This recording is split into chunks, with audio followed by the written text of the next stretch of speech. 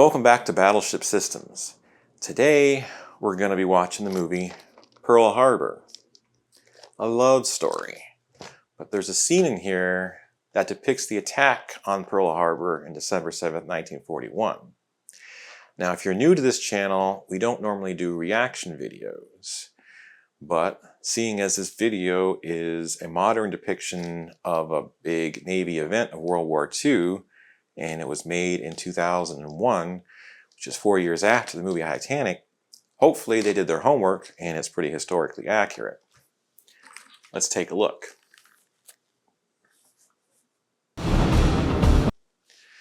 Okay, so this is the scene where the Japanese Navy planes are coming down on Pearl Harbor.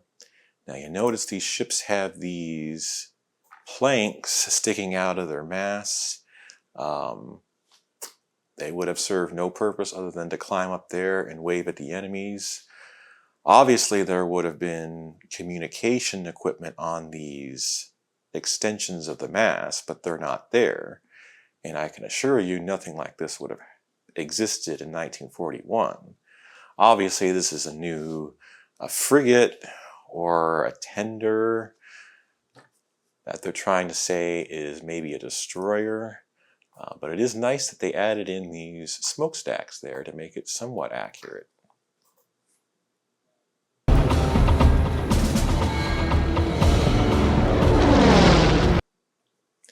Okay, so here on this ship you see a 40mm Bofors.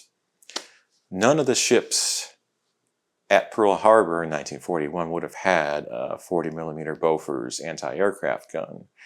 They would have had the 1930s era anti-aircraft gun, which is the 1.1-inch quad mount machine guns. And they would have had Browning 50 caliber machine guns, or .5 caliber to be more specific. These 40mm were obviously millimeters. They're Swedish, and they were more effective than the guns that were on the ships at the time.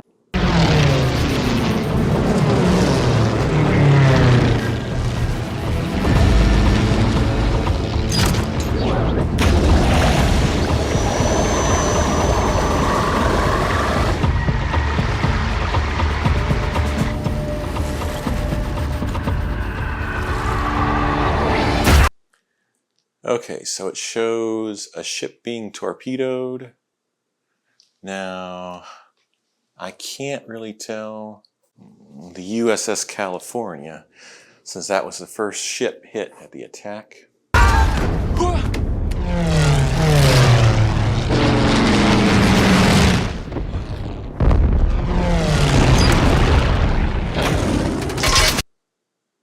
Ah, it's the Texas.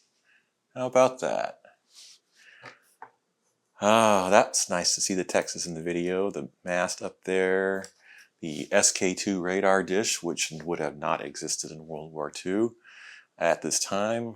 There wouldn't have been any New York class battleships at Pearl Harbor at this time, and the battleship Texas was undergoing a refit on the other side of the United States. So, not off to a good start.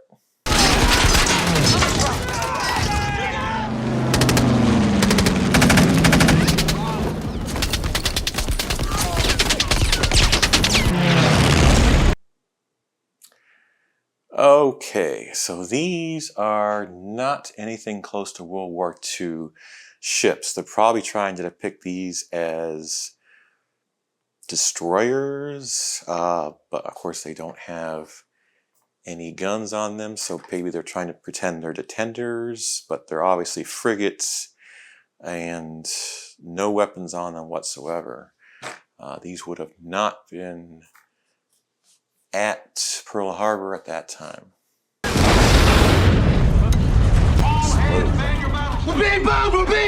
That's pretty good. Accurate bedding, accurate attacks. Whoa! That is an Iowa-class battleship. That is the Missouri. The Missouri was still under construction at the time the attack on Pearl Harbor was done, so that obviously wouldn't have been there. This picture shows them jumping off of the turret ventilation onto a little house in front of turret 2. And I know this house very well because I entered it every day when I went on the Battleship New Jersey to do research. I also learned from that research trip that all the ventilation of turret 1 was redone in the early 80s to make them waterproof. So there would have not been any 16-inch 50 caliber guns on any of those battleships at the time. Not a Mark 7, right?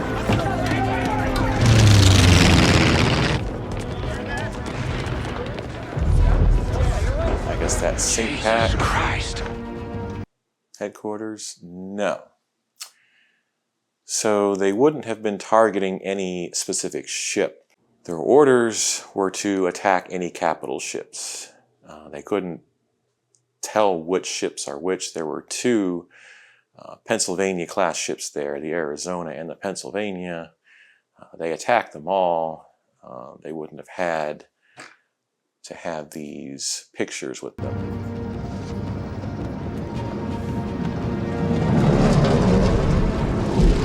Let's see. You can tell the battleships. Another dumb drill.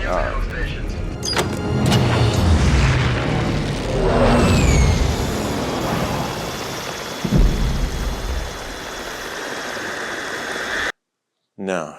So something fired from a moving object does not just suddenly stop and go straight down. If the planes were moving, the bombs were going to move with them.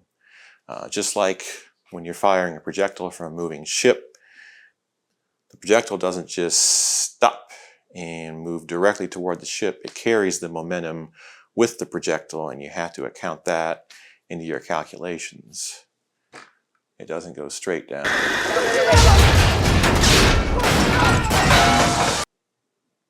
So obviously this is the Arizona that has the aerial bombing, and their Arizona has 14-inch main battery guns, and they're stacking them like they do 5-inch projectiles. They're stacking them up on racks, and they're stacking them up in a way with the noses pointed forward, and so there would have been no way to pick up these projectiles by hand, and there'd be no way to screw any parbuckling equipment to use these projectiles, so they would have not been stacked this way.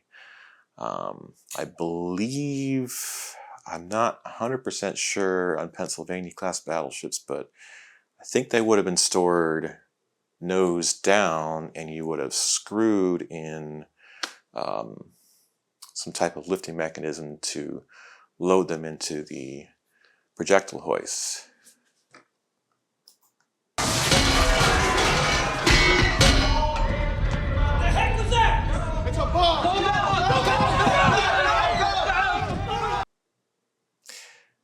No, powder is not a high explosive. If gunpowder was a high explosive, the guns would just blow themselves up instead of pushing the projectile out. This would have been smokeless powder, and it would not have been sitting around like bed pillows. They would have all been stored horizontally, like you just saw those projectiles. They would have been stored in powder cans inside the magazines.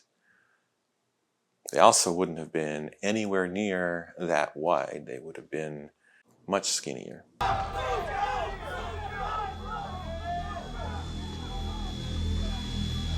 Son of a... That's the Arizona splitting in half. What is that? Oh, that's Broadway. That's Broadway on an IO class. That's Broadway on the Missouri. So I think they're trying to depict this as the USS West Virginia, which would not have had anything close to this long hallway that between the engineering spaces, which we know of as Broadway. There also, if it was an Iowa-class battleship, I can assure you there are no cooking areas that stem off of Broadway. The Broadway is strictly engineering, well, 5-inch magazines, communications. Cook would have not been getting off of this and trying to find his stations. Give me the engine room! Bridge is that? It's probably one of those frigates. Looks like a computer console here to me. I don't know, but there definitely would have not been any battleship with a bridge that big. Certainly not now, and certainly not back then. Report battle stations! Man your battle stations! Talking to the sound-powered phone, saying to man your battle stations. That is a really good shot of Broadway. Let me see.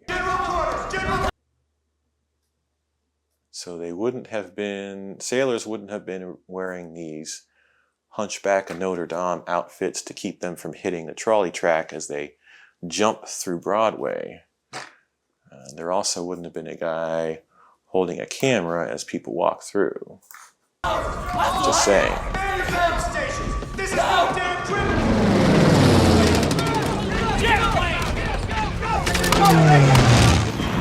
They look like Japs. I didn't even know the Japs were sore at us! They just give me to a goddamn airplane.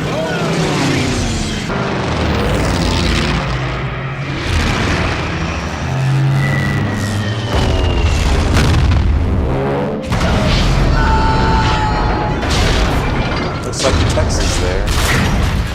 Some changes on it. So it's frigates again. Wrong time. It's bottom. Red, it's too early. The Japs are here!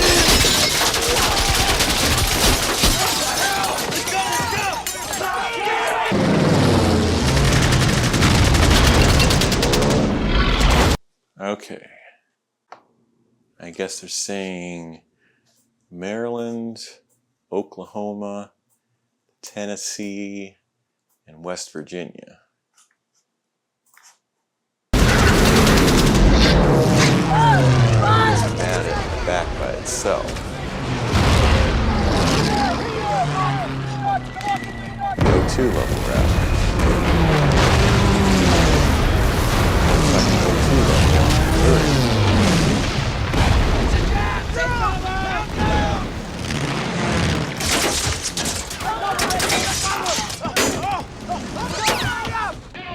Get Coleman to the bridge! Aye, Captain.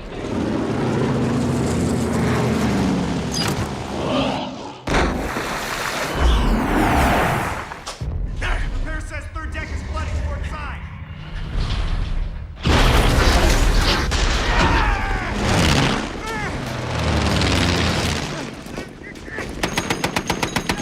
There's Gophers that would have been there. There's machine guns that also wouldn't have been there. There's definitely the Battleship Texas.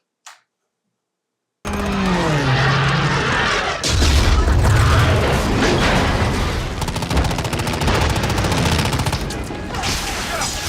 out, you cowards!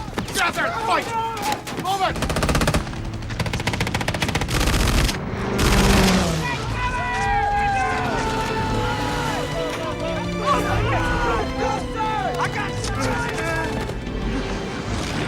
I got you, Captain. You ready? Okay, so they're showing a modern radar repeater that just tipped over here.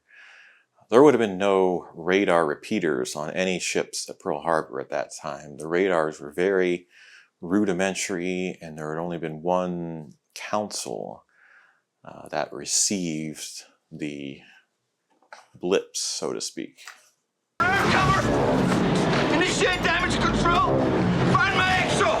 Tell him to assume command! And you make sure the gunners... Everyone's where they need to be, Captain. Assuming that's West Virginia. Victimized. I love the searchlight sitting on top of a pole.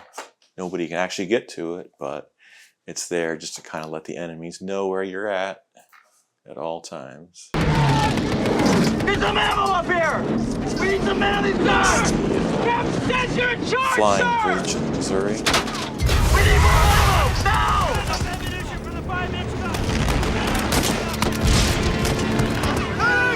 All of them, now! Send everything you... Okay, there would have been no big eye binoculars like this on any ship at Pearl Harbor at that time. They would have had telescopes, but no ship mount binoculars like this. In fact, we stole a lot of the optical information from the Japanese after the war. The Japanese were better at optics, whereas the Americans trusted radar more. So as the Japanese didn't have anywhere near as good as radar as we had, they had some pretty advanced optics that we ended up taking after 1945. And this is definitely fire control tower here on the Battleship Missouri.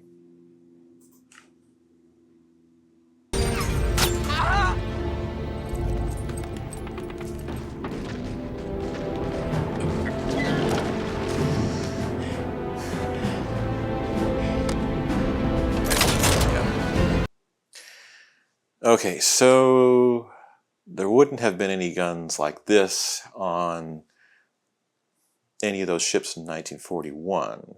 Like I said, they would have had the 1930s era anti-aircraft gun. But they did actually get one part of this right. They would have had machine guns on the ship, but they wouldn't have been these air-cooled type of machine guns. They would have been single mount water-cooled machine guns, and they would have been mounted high up in the ship's structure. In fact, the battleship North Carolina originally had these water-cooled Browning 50mm machine guns. Not something you'd expect to see if all you've visited our battleship museums. But so this is a twin mount Browning machine gun, and it looks like they're kind of combining the sights and the shoulder rests of an Oerlikon into the machine gun, which I don't know, I don't think any of the machine guns would have had shoulder mounts. That would have been incredibly painful. The Oerlikons are an autocannon. They were firing high explosives with or without tracers and then blind-loaded plugs, which was a lot more effective than a machine gun just shooting basically pieces of steel at an aircraft. And that was one of the reasons they replaced the 50 caliber machine guns with the 20mm Oerlikons. They're a lot more effective at exploding when you hit the target as opposed to just shooting through the target. Just like with the Sea Whiz, it shoots the depleted uranium round, which is not very effective at shooting down aircraft. It's a single mount. Oh, now it's a dual mount. It's a single mount. It's a dual mount again.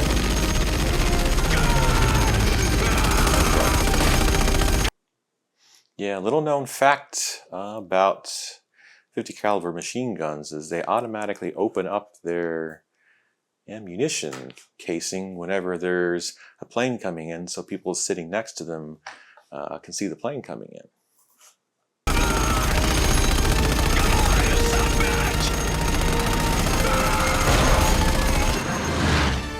And that obviously still fire without any ammunition, which is fantastic.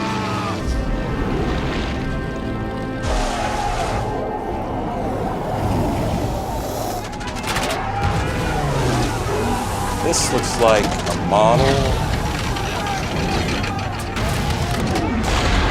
And it looks good, but you can tell it's not quite right. We're thinking! There's Texas again. ship with 3 guns. Some ship with 3 gun turrets. What is that?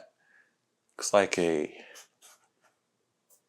circus cannon. I think they're trying to depict this as a cruiser, or hopefully not a battleship, because that is not what any of the guns would look like.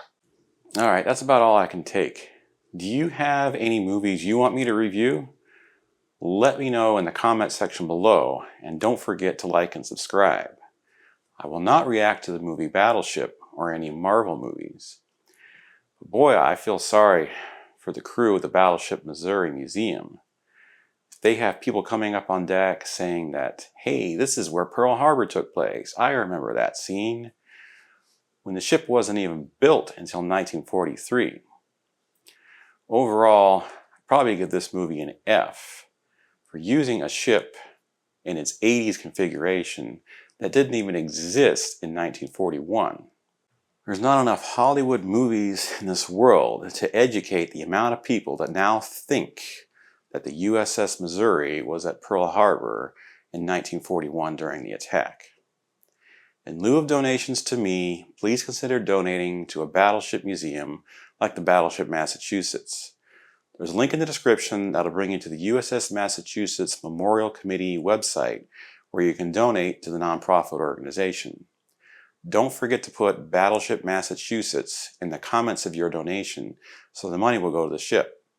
And for the love of the Holy Mother of Dreadnought, do not tell people that the Massachusetts was at Pearl Harbor in 1941 during the attack.